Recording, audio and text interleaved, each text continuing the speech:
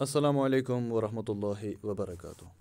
प्यारे तलबा व तालिबात, मैं आपका उर्दू उस्ताद नाहिद ज़ैद।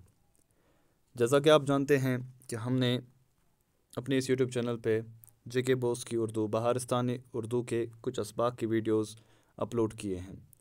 अगर आपने अभी तक वो वीडियोस नहीं देखे हैं तो आपको उन वीडियोस की लिंक इस वीडियो की डिस्क्रिप्शन में मिल जाएंगी। तो आज हम जिस उन्वान के तहत लबकुशाई करने जा रहे हैं वो हैं काहिली। इससे पहले कि हम उन्वान की ओर आ जाएं, मौजू की ओर आ जाएं, मेरी आपसे ये गुजारिश रहेगी कि आप मेरी इस यूट्यूब चैनल को सब्सक्राइब कीजिएगा और अगर आपको ये वीडियो पसंद आ जाए तो इसको लाइक और शेयर भी कीजिएगा। शुक्रिया। अगर हम काहिली के माने समझने की कोशिश करेंगे तो हम यूँ कहते हैं कि काहिली सुस्ती को कहते हैं, यानी किसी काम के करने में सुस्ती दिखाना। मगर सर सैयद अहमद ख़ान ने इस मज़मून में हमको काहिली के असल माने समझाने की कोशिश की है। सर सैयद अहमद ख़ान कहते हैं कि काहिली सिर्फ़ हाथ पाँव से मेहनत न करने को नहीं कहते हैं, बल्कि असल काहिली अपनी दिली कुआ को बेकार छोड़ देने को कहते हैं। वो आगे जाके मज़दूर तबका और अमीर तबके के लोगों में काहिली दिखाने की कोशिश करते हैं कि मज़दूर तबके के लोगों में किस तरीके की काहिली पाई जाती है और जो अमीर तबके के लोग हैं जिनके पास बसर औकात का सामान मौजूद होता है, जिनको उसके लिए मेहनत व मशक्क़त नहीं करनी पड़ती हैं, उनमें किस तरीके की काहिली पाई जाती है। उसके बाद सर सैयद अहमद ख़ान पढ़े लिखे तालिब इल्मों की ओर जो है मुखातिब होते हैं, उनमें किस तरीके की काहिली पाई जाती हैं, इस हवाले से गुफ्तगू करते हैं। आखिर पर सर सैयद अहमद ख़ान जो हैं वो अपनी कौम से मुखातिब होकर ये भी फरमाते हैं कि हमें किस तरीके से काहिली से बचना चाहिए। तो चलिए हम इस सबक की सबसे पहले बुलंद ख़्वानी करते हैं और साथ साथ समझने की कोशिश भी करते हैं। काहिली एक ऐसा लफ्ज़ है जिसके माने समझने में लोग गलती करते हैं। लोग ये समझते हैं कि पाँव से मेहनत न करना, काम काज व मेहनत व मजदूरी में चुस्ती न करना, उठने बैठने चलने में सुस्ती करना काहिली है, मगर ये ख्याल नहीं करते कि दिल्ली कुआ को बेकार छोड़ देना सबसे बड़ी काहिली है। सर सैयद अहमद ख़ान अपने मज़मून के पहले इक़्तिबास में क्या कहते हैं कि काहिली के जो हैं मायने समझने में लोग अक्सर गलती करते हैं, यानी उनको काहिली के असल माने समझ नहीं आया है। वो समझते हैं कि हाथ पाँव से मेहनत ना करना और कामकाज में जो है चुस्ती ना दिखाना वो असल काहिली है। मगर सर सैयद अहमद ख़ान फरमाते हैं कि असल काहिली क्या है? अपने दिली कुआ को बेकार छोड़ देना। यानी जब भी कोई इंसान कोई काम करता है, जब तक कि उसका दिल उस काम में ना हो, तक कि वो अपने दिल को इस्तेमाल में ना लाए, यानी अपनी दिलचस्पी उस काम में न रखे, तब तक वो काम अच्छे से नहीं हो पाता है। यानी किसी काम में दिलचस्पी न दिखाना असल काहिली वो है। दूसरे इक़्तिबास में सर सैयद अहमद ख़ान क्या फरमाते हैं? हाथ पाँव की मेहनत औकात बसर करने और रोटी कमा कर खाने के लिए नहायत ज़रूरी है। यानी वो कहते हैं कि अगर हमें इस दुनिया में कुछ वक्त गुजारना है, औकात बसर करने हैं, तो उसके लिए ज़रूरी है कि हम हाथ पाँव से मेहनत करें। और रोटी पैदा करना, पेट भरना एक ऐसी चीज़ है कि बमजबूरी इसके लिए मेहनत की जाती है। वो कहते हैं कि अगरचे हमें मज़दूरी करने में कोई दिलचस्पी ना हो, अगर हम मज़दूरी न करना चाहे, मगर पेट को भरने के लिए हमें ये चीज़ बमजबूरी करनी पड़ती है, ये काम बमजबूरी करना ही पड़ता है। ठीक है।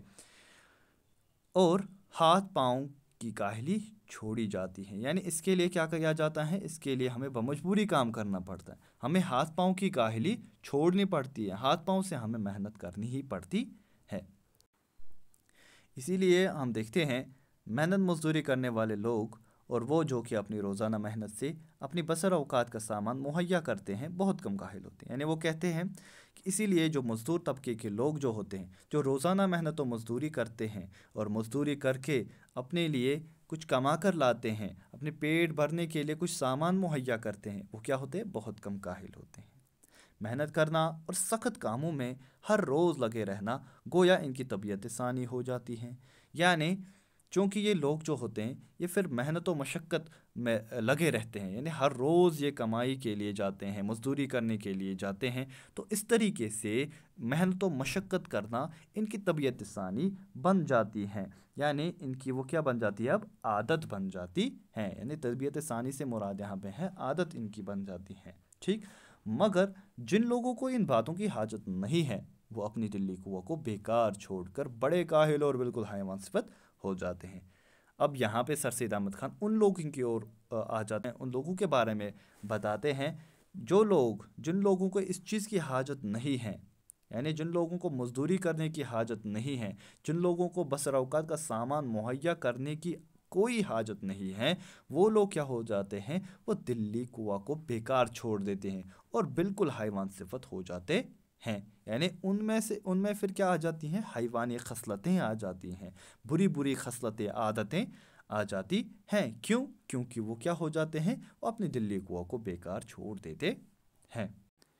تیسرے اقتباس میں سر سید احمد خان لکھتے ہیں، یہ سچ ہے کہ لوگ پڑھتے ہیں اور پڑھنے میں ترقی بھی کرتے ہیں، یعنی وہ کہتے ہیں جو لوگ ہیں، پڑھے لکھے لوگ جو ہوتے ہیں وہ ترقی بھی حاصل کرتے ہیں، مگر 1000 پڑھے لکھوں میں سے شاید ایک کو ایسا موقع ملتا ہوگا کہ اپنی تعلیم کو اور اپنی عقل کو ضرورت کام میں لاوے، یعنی ہزاروں میں سے، لاکھوں میں سے کوئی ایک ایسا ہوتا ہے جس کو موقع ملتا ہے کہ وہ تعلیم کے ساتھ ساتھ اپنی عقل کو بھی ضرورت میں لائے۔ لیکن اگر انسان ان عارضی ضرورتوں کا منتظر رہے، یعنی وہ اس چیز کا منتظر رہیں کہ مجھے موقع ملے گا تب جا کے میں کچھ کروں گا، ٹھیک ہے، یہ ہوتی عارضی ضرورتیں کہ وہاں سے ہی مجھے کوئی موقع ملے گا تب جا کے میں کچھ کروں گا۔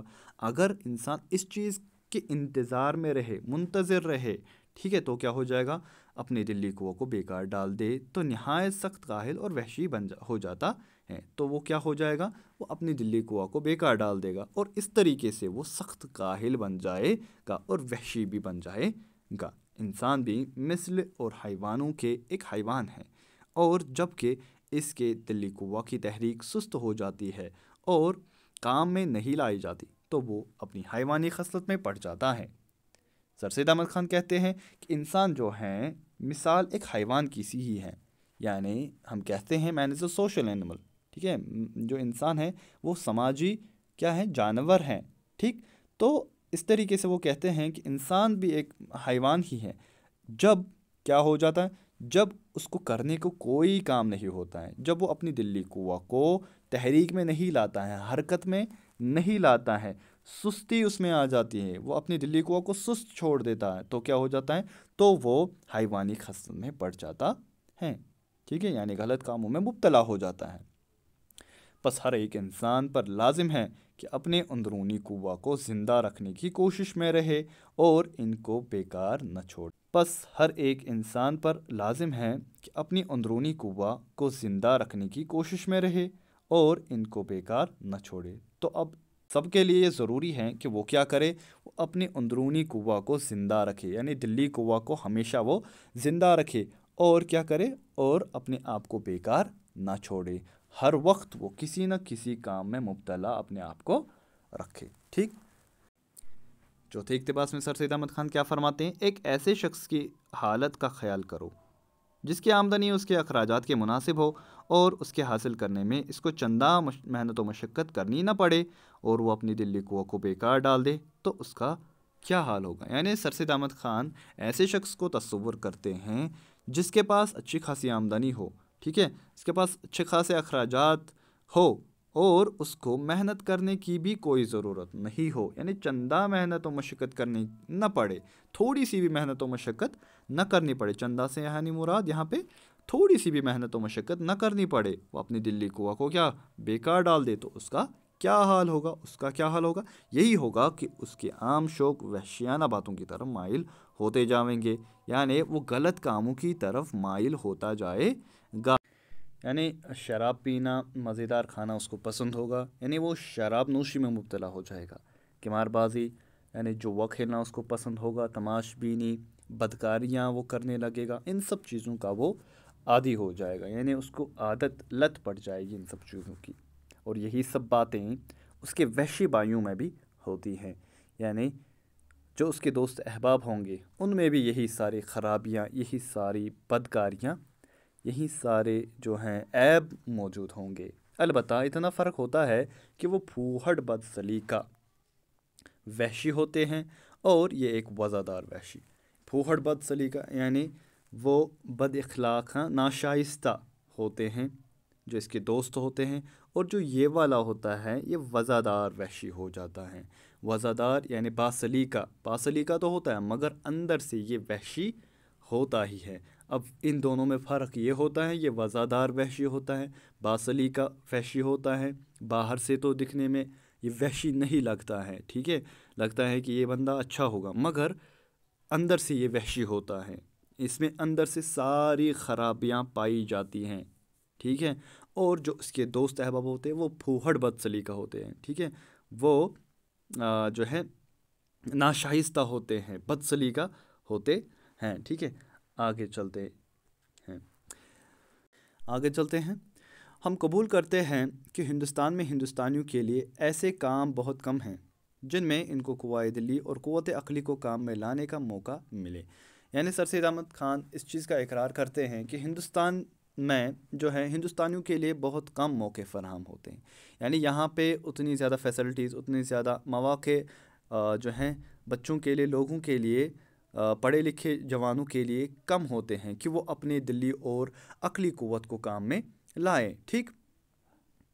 برخلاف اس کے ولایتوں میں اور خصوصاً انگلستان میں وہاں کے لوگوں کے لیے ایسے موقع بہت ہیں، یعنی اگر ہم ہندوستان کا مقابلہ ولایتوں میں کریں گے، انگلستان کے ساتھ کریں گے، وہاں پہ زیادہ موقع فراہم ہوتے ہیں، اور اس میں بھی کچھ شک نہیں کہ انگریزوں کو بھی کوشش اور محنت کی ضرورت اور اس کا شوق نہ رہے جیسا کہ اب ہیں تو وہ بھی بہت وحشت پنے کی حالت کو پہنچ جائیں گے۔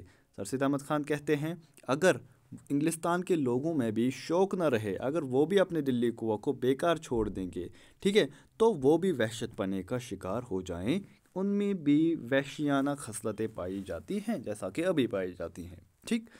مگر ہم اپنے ہم وطنوں سے یہ کہتے ہیں، اب یہاں پہ سر سید احمد خان اپنے ہم وطنوں سے مخاطب ہوتے ہیں، ہندوستان کے لوگوں کے ساتھ مخاطب ہو کر کہتے ہیں، کیا کہتے ہیں کہ ہمارے ملک میں جو ہم کو اپنے قوائے دلی اور قوت عقلی کو کام میں لانے کا موقع نہیں رہا ہے، اس کا بھی سبب یہی ہے کہ ہم نے کاہلی اختیار کی ہے، یعنی وہ کہتے ہیں کہ ہمارے ملک میں جو قوائے دلی اور قوت عقلی کو کام میں لانے کے مواقع تو ہیں ہی نہیں۔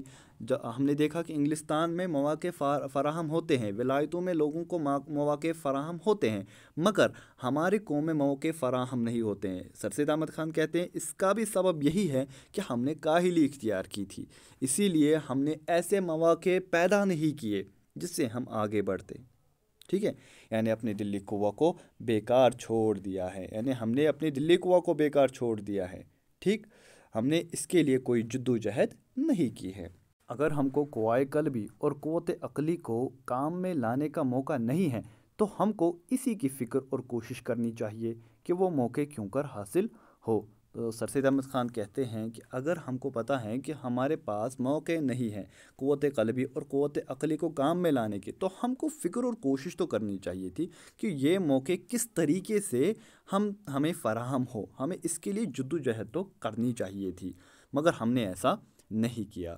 اگر اس کے حاصل کرنے میں ہمارا کچھ قصور ہے تو اسی کی فکر اور کوشش کرنی چاہیے کہ یہ قصور کیوں کر رفع ہو، اور اگر ہم کو لگتا ہے کہ یہ مواقع ہم کو فراہم کیوں نہیں ہوتے ہیں، ٹھیک ہے، ہمیں اس بارے میں سوچنا چاہیے، اور اگر ہمیں کوئی قصور، کوئی خامی کہیں پہ لگتی ہے تو ہمیں اس کو دور کرنے کی فکر کرنی چاہیے، کوشش کرنی چاہیے کہ یہ خامی دور کیسے ہو اور ہمیں جو ہے مواقع فراہم کیسے ہو کہ ہم کامیاب ہو سکے، ٹھیک ہے۔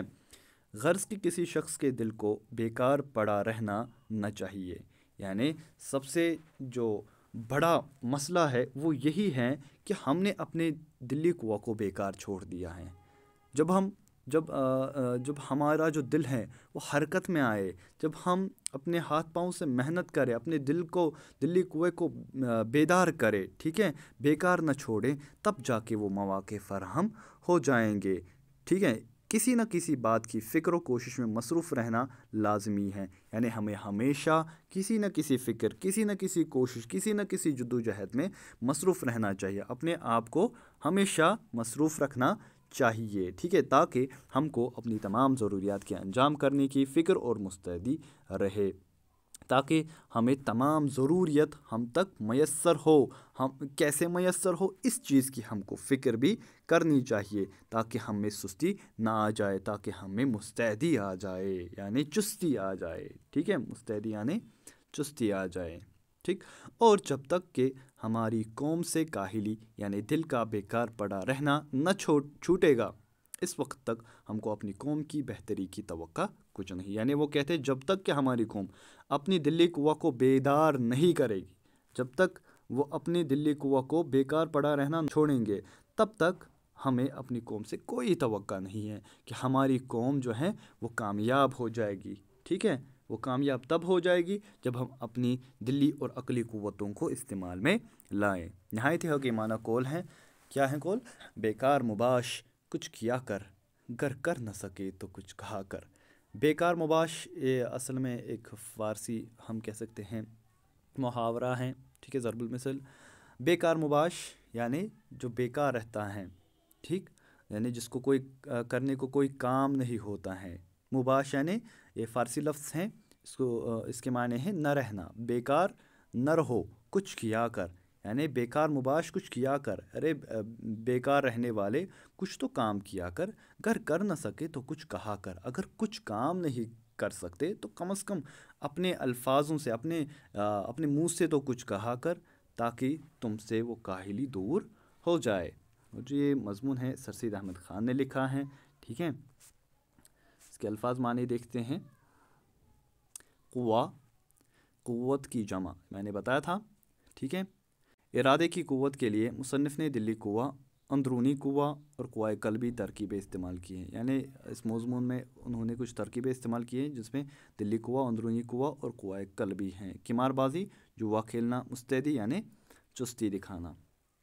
یہاں تک یہ جو مضمون ہے یہ اختتام پذیر ہوتا ہے، تو امید کرتا ہوں کہ آپ کو یہ مضمون سمجھ آ گیا ہوگا، اور آگے آنے والی ویڈیو میں ہم اس مضمون کے سوال جواب کو انجام دیں گے۔